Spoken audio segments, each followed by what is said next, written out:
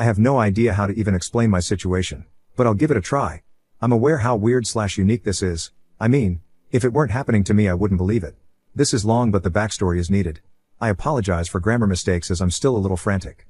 I've known my ex-boyfriend since we're teens. I'll call him David. We met when I was 15 and he was 18. We lived next to each other in a nice neighborhood. We also lived closer to a small meadow, and just a little farther from that meadow, hidden among so many trees, there was this small river. I'm not doing this place justice because English is not my native language and I'm sure I'm not describing it as well as I could.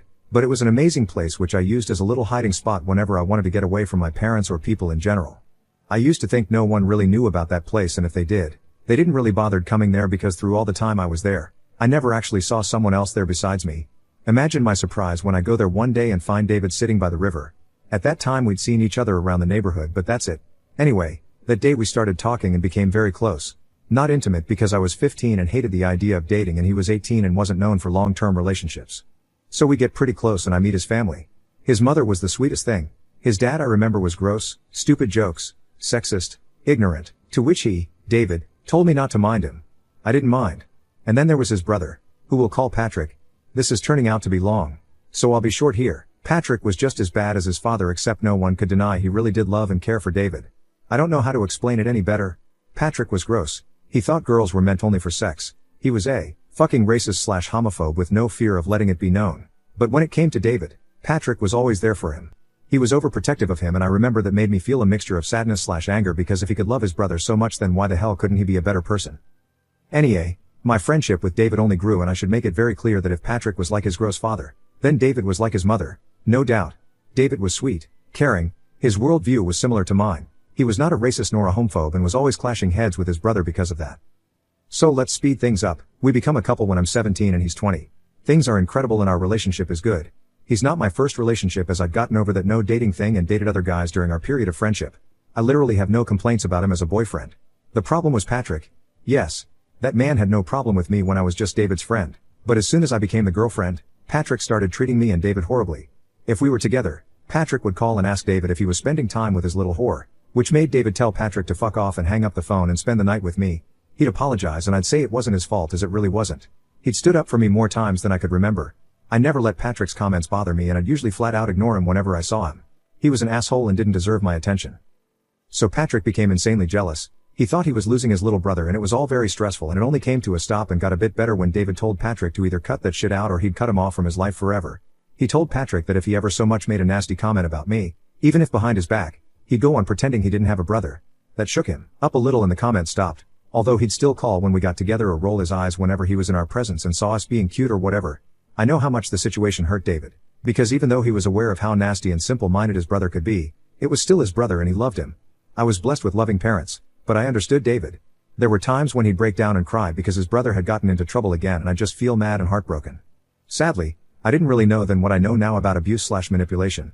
For instance, I know Patrick really did love David, and he knew David loved him, but he was deathly scared of someone else, me, taking his brother away from him. So he'd try to manipulate David with sentences like, you know, when this bitch leaves you, you'll only have me in this whole world. Lovely, isn't it? The years passed. I was still very much in love with David and David with me. I was 22 and David 25.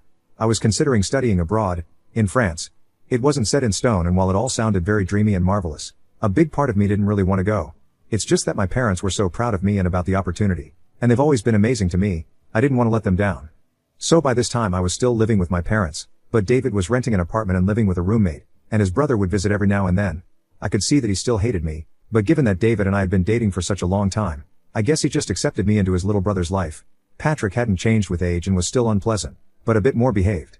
When I told David the news one night, he was visibly shaken. I said I didn't know what I'd do yet, and we tried to carry on with our date, but the mood was ruined and we had a fight. He said he understood my side, but that it wasn't like I'd be a few hours away. I'd be in France. I told him that a lot of couples make things like this work. For the record, I was talking out of my ass, and I tried to convince him that it wouldn't be that bad. It didn't work. But once things cooled off, we just agreed to talk about it when I knew what I wanted to do. The thing is, while this France thing started more as a way to make my parents proud, as the days went by I started liking the idea. Really liking it. I'd be studying literature and journalism in France. I could write a novel about how I was feeling torn and how I went back and forth on the issue, and I'd end up choosing David every time. But I guess I'd let this small worry in. What if I'm really throwing a great opportunity away? What if I didn't take it and stayed and then, years down the road, resented David? Resenting him and blaming him scared me way more than leaving for a while and then coming back to him. I'd made my decision, and when I invited him over, I didn't even need to tell him because I was already crying. We had a huge fight, and he begged me not to go. He said he supported me in whatever I want to do with my education, but that I didn't have to go so far away. He cried, shouted, begged, and I did the same. I'd be leaving in 2 months, and I asked him to stop fighting. We could be LDR and I wouldn't be gone forever. I'd come back to him. He was mad and wasn't listening to me. He wanted to go home, but I begged him not to because he was angry and I didn't want him driving angry. I'm paranoid about this sort of thing. Fighting with someone I love and then never seeing them again is one of my biggest fears. He knows about this fear of mine. And he stayed. He went to living room, while I stayed in my bedroom. When it was close to midnight, I went to fetch him from there because I didn't want to fight. I found him watching a TV show on the couch, and he was still angry. I asked him to come to bed with me and grabbed his hand, and he looked at me for a moment, before letting me pull him up. We spent the night together, and in the morning he told me he couldn't do this. Couldn't be with me knowing I'd be leaving him. He said it was best if we just stopped seeing each other now. I started crying immediately, but I didn't ask him to reconsider. I wanted to. But if after spending the night together after that big fight he still thought it was best to stay apart, then there was no way I could convince him otherwise. He kissed me, said he loved me and wished me luck, and I was a freaking mess. I'll skip the part where I spend the next few weeks going back and forth again on my decision, and wondering if I made the right choice. It was torture. I wanted to call him all the time and beg for him to come back, but I refrained myself, even went as far to give my mom my phone so she could hide it from me.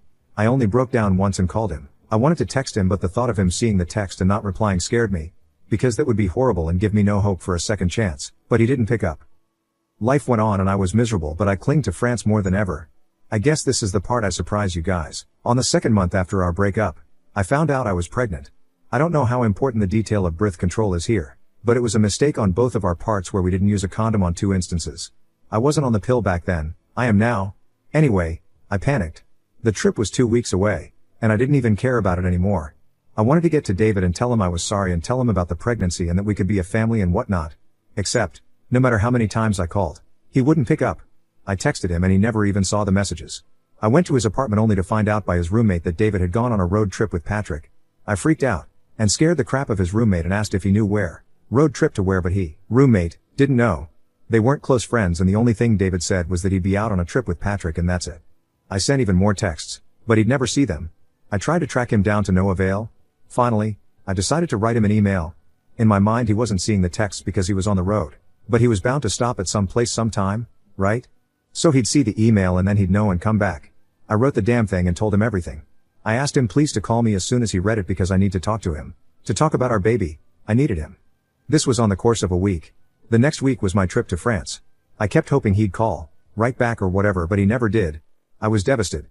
I couldn't believe the man I loved for such a long time, the man I thought was good, could just ignore me like that. I kept trying to call him, but it'd ring and I'd get voicemail. Then all I'd get was a notification saying that number couldn't be reached. To say my heart was broken doesn't make any justice to how I truly felt. I considered waiting until he came back, but if he was ignoring me like this when I just told him I was pregnant, then there was no point in waiting. In my mind he hated me and never wanted to see me again. In my mind he was ignoring/refusing our unborn child. It was the hardest thing I ever had to do, but I was keeping the baby and I didn't have the luxury to keep lying in bed, hoping he'd come back. I took that opportunity and traveled to France. I talked to everyone in charge about my pregnancy. They said there was no problem, and so I studied, had a healthy, beautiful baby girl whom I adore very much, and spent the next 4 years focusing on my life and my child. I essentially disappeared for everyone else back in my hometown except my parents. I changed phones, and I was never into having Facebook or Instagram, so I never bothered with it.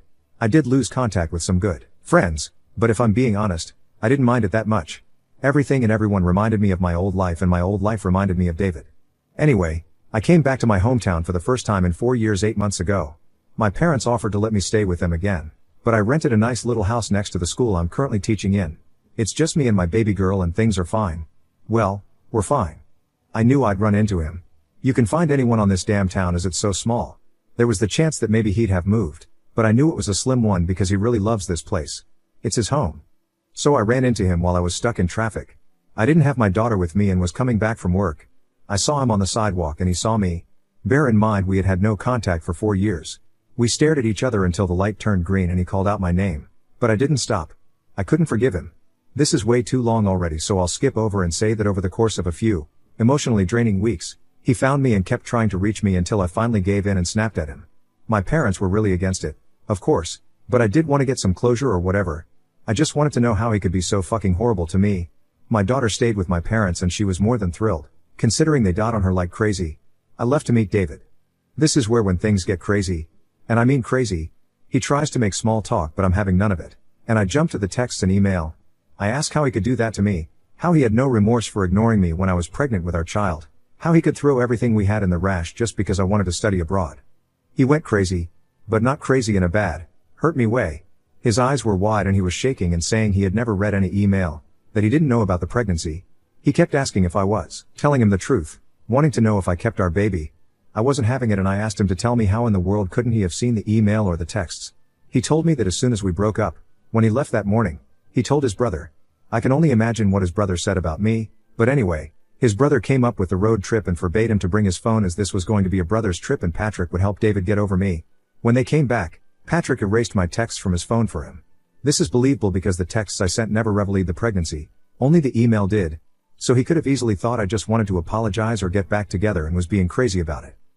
When I asked about the email, he said when he came back and logged on his computer and checked his email there was none from me. I didn't believe him but he kept begging me to, kept saying I knew him. He hadn't changed, that me leaving was the worst thing that ever happened to him, that he would never abandon me and our baby. He wanted to see her. He kept saying he was sorry over and over and over again. I still left, but something felt off and my heart was heavy. He sounded sincere. If he was ashamed of what he did, why not say it? Why come up with some elaborate lie about how he didn't have his phone with him? He could have easily told me he freaked out. But the thing is that when I told him about the email and the pregnancy, he looked surprised/shocked. The way he kept asking me if I was telling the truth, I don't know. Part of me believed him or wanted to believe him. But then another part just wanted me to tell him to fuck off because if he was being honest, then it'd mean that I spent 4 years thinking the father of my child abandoned us when that wasn't the case at all. I told my parents and even them seemed surprised, but advised me to be careful, told me that it is more than probably a lie and he just wants to save his face. I let things go and spent the night with my daughter, and a few days later, he asked me to meet him again. He kept saying it urgent and that if after that I never wanted to see him again then fine, but that I needed to hear him out. Call me weak but I agreed. When I arrived he was fumming. He was shaking. He was mad. The last time I saw him like that was when we broke up. He was never violent, but I felt weird seeing him like that. I asked him what was so important and he told me that it was his brother. That's it. I asked him to explain and here's the reason why you guys needed to know this huge backstory first. Why you guys needed to know about his relationship with his brother. Patrick knew his passwords. Patrick knew everything. Patrick had logged in David's email account and deleted the one I sent. I was in shock. I sat there next to him without talking for a few minutes until I asked him how he was sure. How could I trust him? David said he had gone home and contacted his brother. He was desperate after finding out about our daughter, about the texts and the email.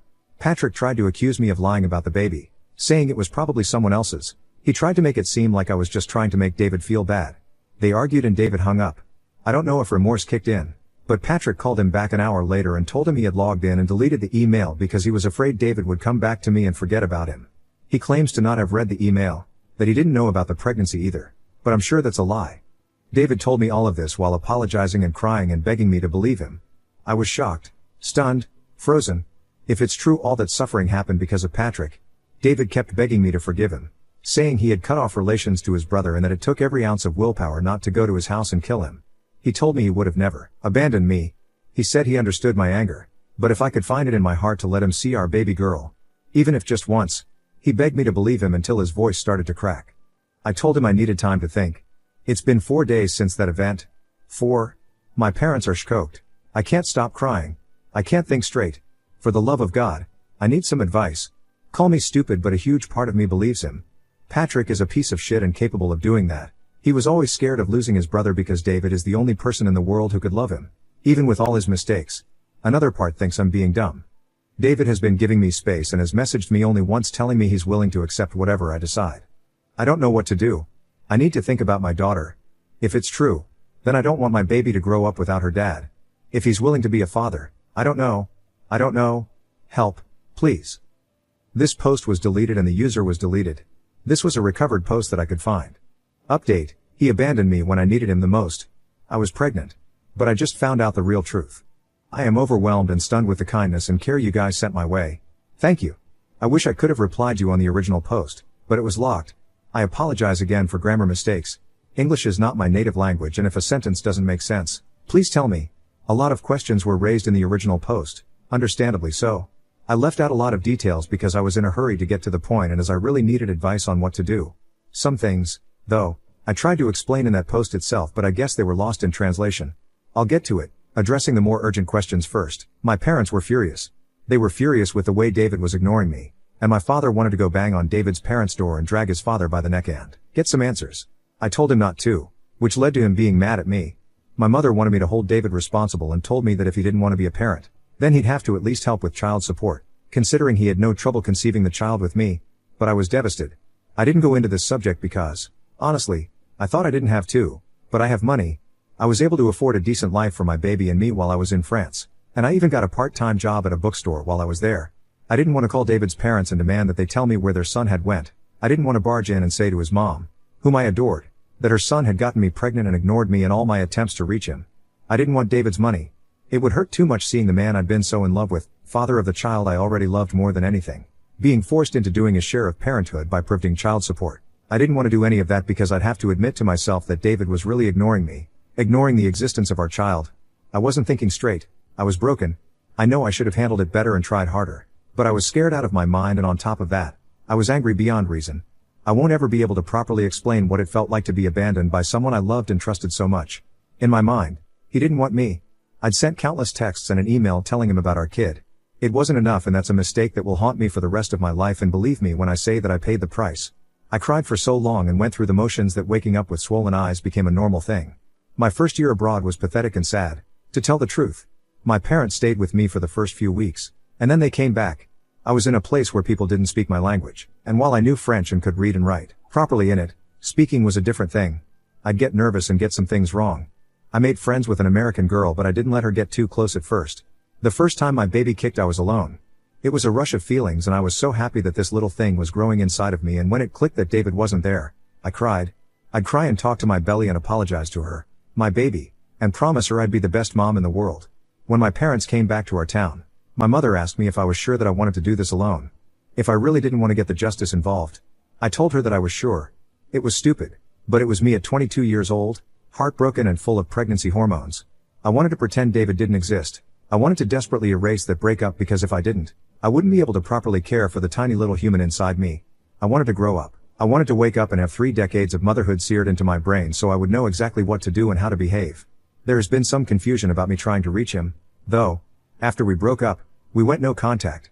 He does have Facebook, but I don't, so it was easy to shun him on the internet. I'm very stubborn and proud, so when he left, I decided that was it. He didn't want me and I'd move on with my life. Except I broke down and gave in and called him once before I knew I was pregnant.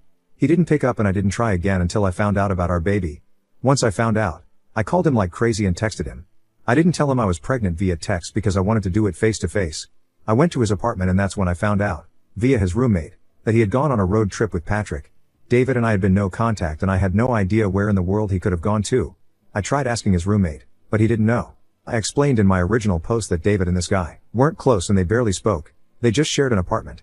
At this point I was already pretty hopeless, but as I said, I didn't want to go to his parents and tell them. I wanted to tell David. My mind was David. I tried to believe that the reason he hadn't been responding to my texts or answering my calls was because he was on the road and the signal was bad. I let myself believe in all the ridiculous theories my mind came up with because I couldn't believe he was really ignoring me. Meanwhile, the day of my trip was close and I was ready to cancel it if there was a chance David and I could be a family. I couldn't postpone the trip. That wasn't even an option. I wasn't flying out to France for a vacation. I was going there to study. The classes would start soon and I had this opportunity and I could either take it or leave it. Since David wasn't picking up, I had to keep this trip as my backup plan. I had no way of tracking him down, especially not knowing where he went and refusing to get his parents involved, so I sent him an email telling about the pregnancy, saying I'd wanted to tell him face to face but that he left me no other choice. I sent the email because sooner or later he was bound to make a stop somewhere and read it. I sent the email exactly 1 week before my trip. That gave him time enough to read it and call me. He never did. I waited like crazy, to the point my mother would argue with me because I was so miserable, and then I'd hear her crying to my dad in the next room. It is a small town and people did talk about me. They didn't know I was pregnant. They just knew I left. My parents would call me with updates now and then and they'd tell me people were asking where I was. My mom would politely answer that I was traveling and leave it at that. Ever since I came back, few people have talked to me about my trip. They mostly talk about my daughter and wonder when I had her. I have no problem telling them that I had her while on my trip and that I'm a single mom. They usually take the hint and don't ask about the father. Small towns in real life aren't like in the movies where every single person sees you and immediately approaches you wanting updates about your life. They have their own lives to mind. Sure, there were some gossipers here and there, but I never paid much attention to them. My parents wanted to destroy David and his entire family, but I begged them not to. I just wanted to forget. I told them to pretend they didn't even exist, and if they saw David on the street, then to ignore him. One day my mother called me and told me she had run into David at the grocery store, but he was at another aisle. He did see her, but my mom just took off. Another time she called me and told me David had knocked on their door late at night. They didn't answer. All David knew was that I'd gone to my trip and my parents had suddenly stopped talking to him. All my parents knew was that David was the scumbag who knocked up their daughter and left her, and now trying to explain his actions. David couldn't reach me because I had changed my phone number, gotten a new email that I disclosed only to my parents and teachers and job applications. After that, I told my mom that I couldn't keep hearing about David anymore because it was too hard to move on. I didn't want to know what he was doing. I wanted him to disappear from my mind completely. No one but my parents and a very close friend knew about my pregnancy. No one. It's not like I would go running around telling people I was pregnant and abandoned. I'm a private person. The close friend who knew happens to be my best friend and the godmother of my baby. We met in junior high and then she moved to another city, but we kept in contact. Likewise, she was also furious with me and my decision to not ask for child support and just wanting to move on. But she stood by me anyway. I understand that we live in a world where technology pretty much rules our social lives, but that doesn't mean I have to go on telling everyone about mine if I choose not to. As for mutual friends, I met David when I was 15 and he was 18. Our social circle was very different, and the only reason we even began to talk was because we met by accident near that river. Even when I started dating him at 17, most of my friends were the girls from school, while David would hang out with people from his job at the time. Of course I met them, but I was never close to them and David wasn't close to mine. Hell, I wasn't that close to my friends except my daughter's godmother. As we grew older, while we loved each other, our academic/career interests were very different, leading us to another diverse social circle. I was always into arts, poetry, museums, and David was into sports, old cars/bikes. When we broke up he was working as a mechanic, and I have to admit he's a damn good one. You get him talking about, say, a Shelby Mustang 67 and he'll tell you all there is to know about it for hours on end. I was always fascinated by that. I read all the comments and I took everything into consideration. I decided meeting David first and talking when we were both calm and less shocked would be the right approach to this, so I texted him the very next day and asked him if he could meet me at this nice little restaurant near my house after I got off from work. He replied yes almost immediately and even offered to give me a ride, but I declined. I didn't want to depend him to come back home.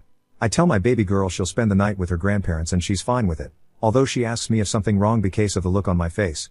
That already pulls on all my strings and make me emotional, but I assure nothing's wrong. I go to meet David and I'm not in the mood for any small talk, although I'm a lot calmer than I was the last time I met him. He thanks me for this meeting, smiles at me, and that takes me back 4 years ago. It's the same dorky, boyish smile. I tell him I'm having a hard time believing this is happening, that if what he's saying it's true, then I can't accept the fact I lost 4 years of my life hating and missing him. That seems to have an effect on him. And he looks down before saying he's sorry, that he can't imagine the kind of pain I must have been in, but that he's also having a hard time believing he has a 4-year-old daughter. He says he can't believe his own brother did something like this. This is when I ask him about Patrick. David tells me that lunatic has been trying to contact him non-stop, saying he swear he didn't read the email before deleting it and that he didn't know I was pregnant. David told Patrick that it didn't matter. He had no right to delete anything. At this point I'm still having doubts and I ask him how can I trust him. So he shows me his phone and the entire conversation they had over text. There were phone calls and voice messages that went on and on about how sorry Patrick was. The last conversation Patrick texted David saying he did a stupid thing out of love. What? Because he missed his brother and he thought I was just using David like all whores do. David showed me his response to that and it read as such: out of love or not, your mistake cost me 4 years of my life that I could have spent with my daughter. I can't and will never forgive you for this. You have some serious problems and I hope you get treated, but I can't feel anything for you except pity. I don't ever want to see you or contact you again. I read it over and over again, and as I scroll through the messages, I see that he's been ignoring/arguing with his brother since the day I told him about the baby. While he could have easily fabricated all of this, I'm inclined to believe in him a lot more now. He tells me ever since that he's been true to his word and has cut his brother once and for all from his life. As soon as it hits me that it's true, I start crying. Not sobbing or anything like that, but I can't help it. David is biting his bottom lip and waiting for me to compose myself. I tell that this is too surreal. I tell him sorry. I tell him that a part of me still hates him. He says he understands. There's a few seconds of silence before I tell him our daughter is amazing. He beams up at that. He asks me how she's like, asks me to tell him everything and I do. I tell him about everything she does and what she loves and hates. When I tell him that she hates peas, he laughs because he hates them too. He asks me if can meet her and I hesitate a little. I tell him there's a lot we need to discuss yet. I ask him if his parents know. He tells me they know he fought with Patrick but don't know the reason why. He says he thought that was something we should do together. We talk about a lot throughout the entire night, including if we dated or not. We both did. I mean, He had a long-term relationship with a girl that lasted 2 years, but he broke up with her. I only had small flings because I was focused on my studies and I had a baby to look out for and absolutely no time to date seriously or even think about falling in love again. When we're done with dinner, I tell him he can meet our daughter. I can't even describe his reaction properly because it was so sincere. It made my heart melt. He cries. I cry. I'm pretty sure everyone's looking at us, but he thanks me over and over and over. I tell him we'll take it slow and not drop the bomb on her right away, and he agrees with me. I swear I was doing a good job of keeping things between us strictly about our daughter and filling the blanks of our past, but when we were about to leave, he stood too close and told me he still found me the most beautiful girl in the world. He used to tell me that a lot, even when we were just friends at 15 and 18. I smiled at him because I didn't know what else to do and told him we'd meet the next day at my place. The day after, I let him meet our daughter. I introduced her to him as a friend of mine. My baby girl is still, well, a baby. She's very smart and funny and she likes to talk a lot. But she also likes to spend time playing and doing her own thing. She was very nice to David, who in turn, was trying very hard not to cry in front of her, not from sadness, but he was really emotional. So was I. We had dinner and I prompted my daughter to tell David about her favorite things to do, favorite TV shows and so on. She talked for hours and David would nod and smile and engage her. At one point she admitted how much she loves horses and David just exclaimed that he loved them, too, and I laughed because I know that secretly, he's afraid of them. My grandfather owns a farm. We used to spend the holidays there and David would always refrain from getting on a horse because apparently he'd fall and break every bone in his body. But soon after my daughter looked at me and asked if she could go play with her toys. I glanced at David and I could see how sad he looked. I tried to get her to stay with us a bit more but David himself told me it was okay. So I let her go and she went to her bedroom play. It was really bittersweet seeing them interacting with each other. Though, after that David and I talked, cried because that's all we seem to do now. And he told me she was gorgeous, that she had his blonde hair. He apologized again for what happened. We talked about seeking a therapist for the three of us. We are not telling our daughter that the nice man she just met is actually her father. Not yet at least. David will keep visiting every day, getting to know her, and then we'll tell her. We also need to tell his parents, which is something that we're not sure if we should do it now or wait until we tell our daughter first. Any advice on this would be greatly appreciated. David is downstairs right now with our baby girl. She's making him watch Adventure Time. I'll update when we finally tell her and his parents. As for David and me, we're just focused on our daughter right now. I realize that I'll never fully know the truth. I don't doubt David's words as much as I did before, but like I said, I'll never know. Him cutting Patrick out of his life and showing me the texts and telling me about the phone calls is really good, though. That's what's worrying us the most. Patrick knows. To tell you the truth, I'm terrified of that man, and I'm keeping my eyes open. I don't know if he'd go as far as to tell their parents, but not because of me, or my daughter or even David, but because Patrick knows what he did. It doesn't matter if he read the email before deleting it or not. It had a huge consequence that affected everyone, including an innocent baby. Well, I adore David's mom. She's always been nice, sweet and caring towards me. His father is horrible. Not that different from Patrick. And the first time David took me to his home, and this was before we were dating, he told me to just ignore his father. I know his mom is going to feel horrible about this entire thing, but I can't imagine what his father's reaction will be. We're asking the counselor. That's a great idea. Thank you.